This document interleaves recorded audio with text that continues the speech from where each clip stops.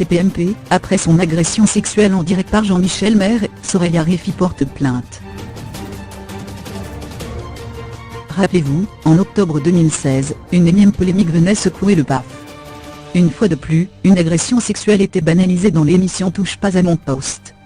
Jean-Michel Maire, le chroniqueur de Cyril Hanouna, touchait les seins d'une invitée. Sans son consentement.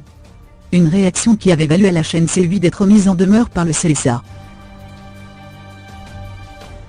Cette invitée, Soraya Rifi, a décidé aujourd'hui de ne pas en rester là. Elle explique qu'elle a eu à subir du harcèlement et des menaces, depuis la diffusion de cette fameuse séquence. Parce que forcément, voir ce genre de comportement à la télé, peut malheureusement laisser croire que oui, bien sûr, on peut tout à fait toucher les seins d'une femme en 2018, même si elle n'est pas d'accord. Sauf que non, ça ne marche pas ainsi, une agression sexuelle, sur un plateau télé, au travail ou dans la rue, reste une agression sexuelle. Et que lorsqu'on dit non, c'est non. Depuis un an, ma vie est devenue un vrai calvaire.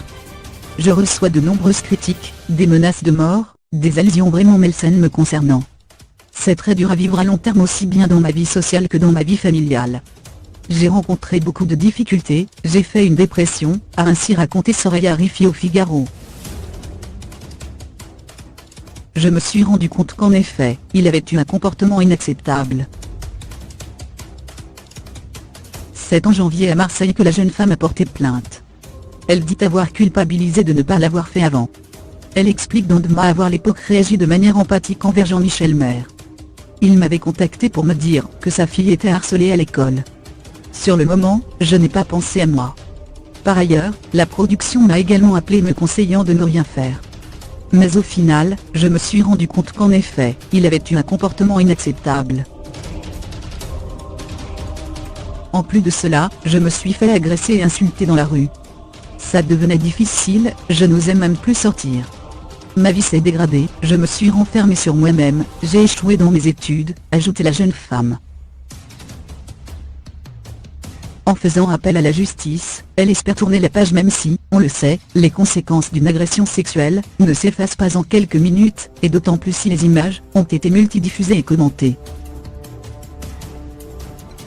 Lundi 26 mars, Jean-Michel Maire a été entendu par la police, rapporte Huffington Post. C'est là qu'il aurait découvert l'existence de la plainte. Je l'ai su par voie de justice, par le commissariat.